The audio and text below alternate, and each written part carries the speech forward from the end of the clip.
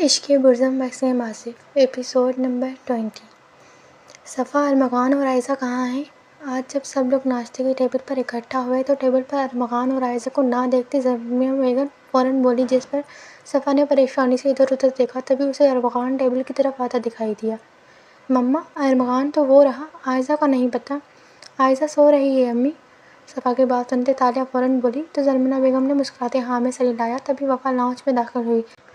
लाल आंखें, 2 उंगलियां कंपटी को सहला रही थी, जबकि वो खुद अभी भी कल वाले कपड़ों में थी। वफ़ा को इस हाल में देखकर सब लोग परेशान हुए। फिर ज़रख़ान उठते अपनी बेटी के पास आया। वफ़ा, बाबा की जान, क्या हुआ है बेटा? परेशान लग रही हो। और ये हलिया क्या बनाया हुआ है तुमने? सब ठीक है ना? जी बाबा, सब ठीक है, बस काम की कुछ टेंशन है इसलिए। क्या टेंशन है भाई, हमें बताओ, हम मिलकर सॉल्व करते हैं। ज़रख़ान के इंतहाई प्यार से पूछने पर वफ़ा फ़ौरन बोली तो बहराम ने फ़ौरन जवाब दिया, जिस पर वफ़ा ने नफ़ी में सिर हिलाया। नहीं, कोई सॉल्व नहीं कर सकता। क्या मतलब कोई नहीं कर सकता? बताओ तो सही। सॉल्व ना सही हो सकता है, तुम्हें कोई मशवरा दे दे? वफ़ा की बात सुनते सनान फ़ौरन बोला तो वफ़ा किसी सोच में पड़ी। दरअसल उज़्बेकिस्तान का डॉन मुस्तफ़ा ज़ैदी मुझसे मिलना चाहता है और मैं पूरी रात बैठी उसकी इन्फॉर्मेशन इकट्ठी करती रही। उसकी इन्फॉर्मेशन निकालते वक्त मुझे पता चला कि वो एक NGO चलाता है जहाँ पर नौमौलूद बच्चों की परवरिश की जाती है। तो ये तो अच्छी बात है ना वफ़ा? वो उन बच्चों की परवरिश तो करता है, मगर सिर्फ़ अपने मकसद के लिए। उन बच्चों में से जो लड़कियाँ होती हैं वो उनकी बोली लगाता है और उन्हें महंगे दामों में बेचता है। फिर जो लोग उन्हें ख़रीदते हैं वो उनके साथ अच्छा करें बुरा, इस बात से उसे कोई फ़र्क नहीं पड़ता। और मेरे आदमियों के हिसाब से आज तक जितनी भी लड़कियां उसने बेची हैं, तकरीबन सब की सब ही बुरे हाल में कहीं ना कहीं मरी पड़ी मिली हैं। और जो उन बच्चों में से लड़के होते हैं वो उन लड़कों की परवरिश तो करता है, मगर जब कभी उसकी ज़रूरत पड़े तो वो उन बच्चों के ऑर्गन्स, जिस्मानी हिस्से निकाल कर बेच देता है और फिर उन बच्चों को जला देता है। वफ़ा कुछ सोचती बोली तो अदा उसकी बात काटती बोली, जिस पर वफ़ा ने फ़ौरन जवाब दिया तो सब लोग खामोश हुए। तभी हनान लाउंज में दाखिल हुआ।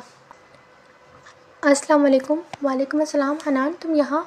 जी, दरअसल मैं यूनिवर्सिटी के प्रोजेक्ट के सिलसिले में यहाँ पेरिस आया हूँ, तो आने से पहले मैंने प्रिंसिपल से बात कर ली और उनसे नोटिस ले लिया कि मैं अपनी खाला के घर रुक सकता हूँ। उन्होंने नोटिस दे दिया और मैं यहाँ चला आया, बस। हनान का सलाम सुनते सब लोग उसकी तरफ मतवज्जा हुए। फिर ज़मीना बेगम फ़ौरन बोली तो हनान ने मुस्कुराते जवाब दिया और फिर ज़मीना बेगम को गले लगाया। फिर सबके साथ नाश्ता करने बैठ गया। वैसे मैं एक बात सोच रही थी। क्या बात? हनान तो आ ही गया है और हम सब भी यहाँ हैं, तो क्यों ना हम ज़ुबिया, बुरहान, वफ़ा, बुर्ज़म, रुहैल, हुरिया, आयशा और हनान का निकाह कर दें। वैसे भी तो हमने प्लान किया था, मगर फिर आर्यन की वजह से हम सब भी यहाँ आ गए, तो अब यहीं पर कर लेते हैं। ज़ुहा की बात सुनते सब लोग उसकी तरफ मुतवज्जा हुए तो रुबीना ने सवाल किया, जिस पर ज़ुहा ने फ़ौरन जवाब दिया तो सबको ही ये आइडिया बहुत पसंद आया। ठीक है, फिर इस हफ्ते को हम लोग इनका निकाह रख लेते हैं। फिर हम लोग आज से ही शॉपिंग करते हैं। मेरी बीवी को तो बस शॉपिंग करने का बहाना चाहिए। रुबीना की बात सुनते ज़ुहा फ़ौरन बोली तो आलिन ने मुस्कुराते जवाब दिया, जिस पर सब लोग कहका लगाकर हंसे। तभी आलिन का फ़ोन बजा, जिसे उसने फ़ौरन रिसीव किया। ठीक है, मैं आता हूँ। कॉल रिसीव करते ही आलिन फ़ौरन बोला और उठकर खड़ा हुआ तो सबने उसे परेशानी से देखा। क्या हुआ आलिन, कहाँ जा रहे हो? आलिन को होश आ गया है। रुको, हम भी चलते हैं साथ। रुबीना की बात सुनते आलिन फ़ौरन बोला तो ज़मीना बेगम ने फ़ौरन जवाब दिया और फिर सब लोग उठते हॉस्पिटल पहुँचे। मिस्टर आलिन, मुझे नहीं पता कैसे, मगर मिस्टर आलिन की याददाश्त जा चुकी है। वो कौन है? आप कौन हैं? उन्हें कुछ भी याद नहीं। फ़िलहाल तो मैंने दवाई दी है और एक ड्रिप लगाई है। उन्हें वो ड्रिप ख़त्म होगी तो आप उन्हें घर ले जा सकते हैं। घर के माहौल में अब वो जल्द रिकवर करेंगे। हॉस्पिटल पहुँचते ही आलिन और बुहरान डॉक्टर से मिले थे। डॉक्टर की बात सुनते आलिन ने हाँ में सर हिलाया। फिर सबके पास आया तो नर्स ने उन्हें अंदर जाने की इजाज़त दे दी। फिर सब लोग आलिन के कमरे में दाखिल हुए, जहाँ आलिन बेड पर लेटा अपनी ड्रिप को घूर रहा था। कमरे में किसी को महसूस करते फ़ौरन दरवाजे की तरफ मुतवज्जा हुआ तो रुबीना उसके पास आई। मेरा बेटा कैसा है? आप कौन हैं और मैं कौन हूँ? माँ, डॉक्टर ने कहा है आलिन की याददाश्त जा चुकी है। रुबीना की बात सुनते आलिन फ़ौरन बोला तो आलिन ने आगे बढ़ते जवाब दिया, जिस पर रुबीना ने हाँ में सर हिलाया। तुम आर्यन हो और मैं तुम्हारी मॉम हूँ। रुबीना, ये तुम्हारा जुड़वा भाई है आलियन, और ये तुम्हारी भाभी आलियन की वाइफ ज़ुहा। रुबीना आर्यन को सबसे तारुफ करवाती बोली तो आर्यन ने हाँ में सर हिलाया, जिस पर रुबीना ने मुस्कुराते उसके सर पर प्यार किया। फिर आर्यन की ट्रिप ख़त्म होते सब लोग आर्यन को लेते घर ले आए। आर्यन घर आते ही अपने कमरे में गया तो ज़ुहा भी उसके पीछे पीछे कमरे में आई। आलिन को परेशानी से कमरे में टहलता देखकर ज़ुहा मुस्कुराते आलिन के सामने आई। क्या हुआ आर्यन, आप परेशान लग रहे हैं? पता नहीं क्यों यार, मुझे ऐसे लग रहा है जैसे आर्यन को सब याद है मगर वो ड्रामे कर रहा है बस। मगर आर्यन, वो ड्रामे क्यों करेंगे?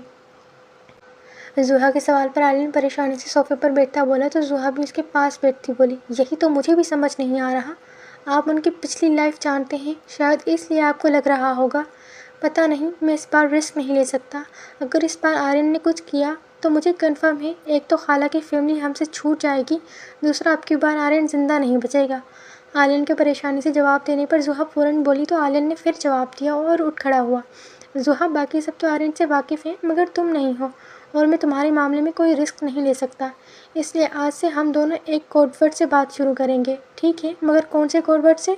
हम किसी भी फल का नाम लेंगे सबसे पहले, लेकिन एक बात ज़हन में रखना, मैं दूसरे किसी फल का नाम लूँगा, उस फल का नाम नहीं लूँगा जो तुमने बोला है। अगर मैं सेब फल का नाम लूँ तो तुम वहाँ से कोई बहाना करके निकल जाना, क्योंकि फिर वो मैं नहीं आर्यन होगा। आई समझ?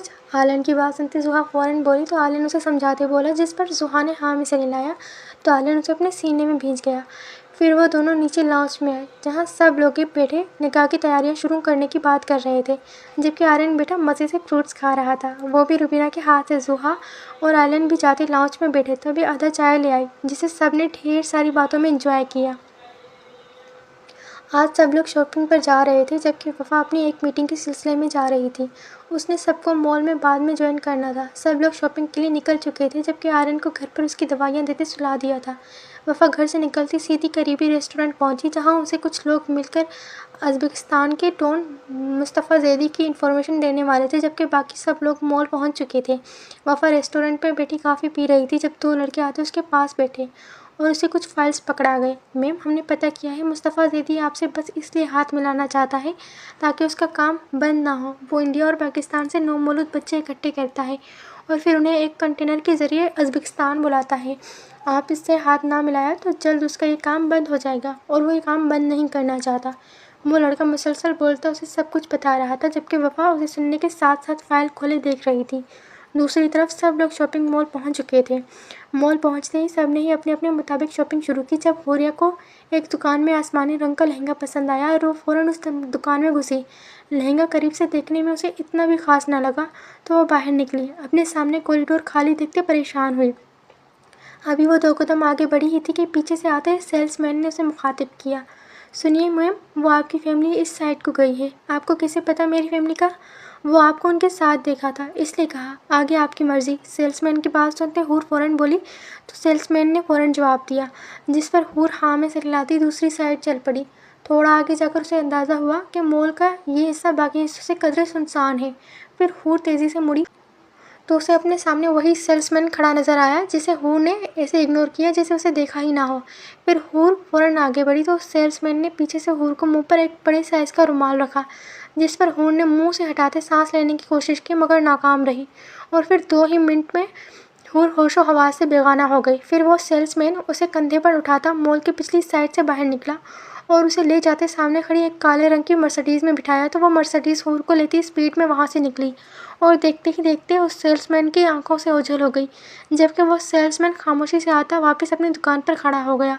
सब लोग शॉपिंग में मगन थे। जब मुर्वा को हूर के लिए एक लहंगा पसंद आया तो उसने हूर को बुलाने के लिए नज़रें दौड़ाई। पूरी दुकान में हूर को ना देखते मुर्वा परेशानी से आयज़ा के करीब आई। आयज़ा, हूर को देखा है तुमने? नहीं तो मैंने तो नहीं देखा। अच्छा, पता नहीं कहाँ चली गई है ये लड़की। मरवा के सवाल पर आयज़ा ने फ़ौरन जवाब दिया तो मरवा परेशानी से बोली, वो वहाँ बड़ी मामी और छोटी मामी खड़ी हैं, देख ले वहाँ ना हो। आयज़ा की बात सुनते मरवा हाँ में सर हिलाती सफ़ा और अदा के पास आई, मगर वहाँ भी हूर को ना पाकर मरवा मज़ीद परेशान हुई। क्या हुआ मरवा भाभी? हूर नहीं मिल रही, मुझे कब से ढूंढ रही हूँ। क्या यहीं कहीं होगी? देखें। अदा के सवाल पर मरवा फ़ौरन बोली तो सफ़ा ने परेशानी से जवाब दिया। फिर वो भी मरवा के साथ मिलती हूर को ढूंढने लगी मगर हूर ना मिली। फिर अदा और सफ़ा ने बाकी खानज़दा फैमिली को भी बताया, जबकि मरवा का रो रो कर बुरा हाल हो चुका था। पूरे मॉल में ढूंढने और ऐलान करवाने के बाद भी जब हूर ना मिली तो मरवा के दिमाग में अजीब व गरीब ख़यालात ने जन्म लेना शुरू किया। तभी वफ़ा उनके पास पहुंची। मैं आ गई, क्या क्या ख़रीदा है अब तक? वफ़ा, हूर नहीं मिल रही, कब से ढूंढ रहे हैं, ऐलान भी करवाया मॉल में, सारी दुकानें भी मॉल की देख ली मगर हूर कहीं नहीं है। मुझे बहुत डर लग रहा है, प्लीज़ कुछ करो। वफ़ा की बात सुनते मुर्वा फ़ौरन वफ़ा के पास आई और उसके कंधों पर हाथ रखती रोती बोली, तो वफ़ा परेशान हुई। आप फ़िक्र ना करें मामी, मैं पता करती हूँ। वफ़ा मरवा से बोलती अपनी जेब से फ़ोन निकालते एक कॉल मिला गई जिसे 2 बेल के बाद उठा लिया गया। मैं तुम्हें एक लड़की की तस्वीर भेज रही हूँ, जो मर्ज़ी करो मुझे परवाह नहीं, मगर 2 घंटे में मुझे ये लड़की सही सलामत चाहिए। कॉल रिसीव होते ही वफ़ा फ़ौरन बोली और फिर बिना आगे से जवाब सुने कॉल काट गई। फिर वफ़ा ने हूर की तस्वीर उस आदमी को भेजी और पूरी खानज़दा फैमिली को लेती घर आ गई। मेरी बच्ची पता नहीं किस हाल में होगी, या अल्लाह उसकी हिफाजत करना। वफ़ा, हम यूँ हाथ पर हाथ रखे नहीं बैठ सकते, हमें कुछ तो करना ही होगा। बाबा, हाथ पर हाथ रखे आप बैठे हैं, मैं नहीं, मरवा रोती हुई बोली। तो ज़रख़ान वफ़ा के पास आता बोला, जिस पर वफ़ा ने फ़ौरन जवाब दिया। तभी आलिन की मासी शगुफ्ता ज़ुहान और ज़ोया को लेती लाउंज में दाखिल हुई। छोटी बीबी, आपके बहन भाई आए हैं। ज़ुहान, मुझे एक हेल्प चाहिए। हाँ बोलो, कैसी हेल्प? शगुफ्ता की बात सुनते ज़ुहा हाँ में सिर हिलाती आगे बढ़ी और फिर ज़ोया के गले लगी, जबकि वफ़ा ज़ुहान को दिखती फ़ौरन बोली। तो ज़ुहान ने परेशानी से जवाब दिया, जिस पर वफ़ा उसके सामने आती खड़ी हुई। मेरी कज़न नहीं मिल रही है, मैं तुम्हें उसकी तस्वीर सेंड कर रही हूँ।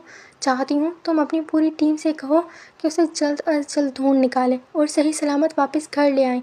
ठीक है, भेजो, मैं कहता हूँ। वफ़ा की बात सुनते ज़ुहान फ़ौरन बोला। तो वफ़ा ने हूर की तस्वीर सेंड की। फिर ज़ुहान ने भी अपनी पूरी टीम हूर को ढूंढने में लगा दी और आता ज़ुहा से मिला और फिर सबके साथ लाउंज में बैठ गया। उसकी जब आँख खुली तो वह किसी अंधेरे वाली जगह पर बंद थी। उसे समझ न आया कि वो जगह एक कमरा था या कुछ और। दर्द से उसका सर फटा जा रहा था। फिर चंद लम्हों बाद एक बार फिर उस पर गनूदगी छाने लगी और फिर वह दोबारा होशो हवास से बेगाना हो गई। फिर उसकी आंख एक बच्ची के रोने की आवाज़ सुनते खुली। वो बच्ची उसके पास बैठी ज़ोर ज़ोर से रोती उसका सर हिला रही थी और साथ साथ कुछ बोल भी रही थी, मगर उसे बेहोश होने की वजह से उसे कुछ समझ ना आ रहा था। सर भी शदीद किस्म का चकरा रहा था। फिर आहिस्ता आहिस्ता उसका सर चकराना ख़त्म हुआ तो उसने अपने सामने बैठी वो नन्ही शहज़ादी नज़र आई, जो मुसलसल रो रही थी। आप ही प्लीज़ उठे ना, क्या हुआ, तुम रो क्यों रही हो? आप ही, ये गंदू लोग आपको और मुझे मॉल से यहाँ उठा लाए हैं, अब हम क्या करेंगे? उस बच्ची की बात सुनते हूर अपना दुखता सर पकड़ती और बैठी और परेशान से बोली। तो उस बच्ची ने फ़ौरन जवाब दिया, तुम कौन हो? मेरा नाम वजीहा है। और आपका नाम क्या है? हूर के सवाल पर उस बच्ची ने अपने आंसू साफ़ करते नाम बताया और फिर सवाल दागा। तो हूर को वो बच्ची बहुत प्यारी लगी। फिर वो अपना सर दर्द बोलती उसके पास सीधी होकर बैठी। मेरा नाम हूरिया है, मगर तुम मुझे हूर कह सकती हो। वाह, आप तो लगती भी हूर जैसी हो। तुम्हें हूर का पता है क्या होता है? हूर की बात सुनते वजीहा फ़ौरन बोली। तो हूर ने मुस्कुराते सवाल किया, जिस पर वजीहा ने फ़ौरन हाँ में सर हिलाया। मुझे रईस ने बताया था कि हूर जन्नत में होती है। रईस कौन है? रईस मेरे बॉयफ्रेंड का नाम है, मगर आप ये किसी को बताना नहीं। रईस ने मुझे मना किया है सबको बताने से। वजीहा की बात सुनते हूर ने सवाल दागा। तो वजीहा मुस्कुराते बोली, और उस शख्स का नाम लेते वो बच्ची शर्माने लगी। तो हूर को कुछ गलत होने का एहसास हुआ। फिर हूर वजीहा की तरफ मुतवज्जा हुई। क्या रईस के बारे में तुम्हारे घर वालों को पता है? जी, सबको पता है। बाबा तो रईस को अपना बेटा कहते हैं। आज मैं और रईस शॉपिंग करने आए थे, मगर रईस कॉल सुनने गए तो एक अंकल ने मेरे मुंह पर हैंड रख लिया और फिर मुझे एक कार में बंद कर दिया। उसी कार में दूसरे अंकल ने लाते आपको लिटाया और फिर वो कार हम दोनों को यहाँ ले आई। रईस तुम्हारे साथ शॉपिंग पर क्यों आया था? हूर के सवाल पर वजीहा अफसरती से बोली। तो हूर ने एक और सवाल किया, वो रईस की आपी की शादी है तो रईस मुझे शादी के लिए अच्छी अच्छी ड्रेस दिलवाने लाए थे। आपको पता है, मैंने रेड कलर का इतना प्यारा लहंगा लिया था अपने लिए, मगर वो सब तो रईस की गाड़ी में रह गए। रईस तुम्हारा कज़न भी है क्या? जी, वो मेरे कज़न है, मेरी पप्पो के बेटे। और आपको एक सीक्रेट बताऊँ मैं? वजीहा का जवाब सुनते हूर फ़ौरन बोली। तो वजीहा ने मुस्कुराते जवाब दिया, हाँ बताओ। रईस ना मेरे हस्बैंड भी हैं और वो मुझसे बहुत प्यार करते हैं। पता है, उस दिन जब मैं रात को डर गई थी ना, तो मैं रईस को चिपक कर सो गई थी। रईस ने मुझे डांटा भी नहीं था, वरना वो सबको डांटते हैं। तुम्हारी उम्र क्या है? हूर की बात सुनते वजीहा मुस्कुराते बोली। तो हूर को हैरत का झटका लगा। फिर वो परेशानी से बोली। तो हूर ने उसे मुस्कुराते देखा। मैं पूरे 7 ईयर्स की हूँ। और रईस की उम्र क्या है? रईस 20 ईयर्स के हैं। वजीहा की बात सुनते हूर फ़ौरन बोली। तो वजीहा को हूर का सवाल पसंद ना आया, इसलिए वो मुंह बना गई, मगर फिर फ़ौरन बोली। तो हूर को मज़ीद झटका लगा, मतलब वो ज़रा सी बच्ची शादीशुदा थी, वो भी अपने कज़न के साथ।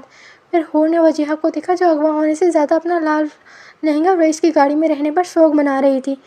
इससे पहले कि हूर मज़ीद कुछ पूछती, किसी ने झटके से दरवाज़ा खोला। अपने सामने 19-20 साल के एक लड़के को खड़ा देखकर हूर परेशान हुई और फिर उसने नामहसूस अंदाज में वजीहा को अपने पीछे किया। तभी वह शख्स आगे बढ़ा और उन दोनों के सामने आता एक घुंडा ज़मीन पर रखता बैठा।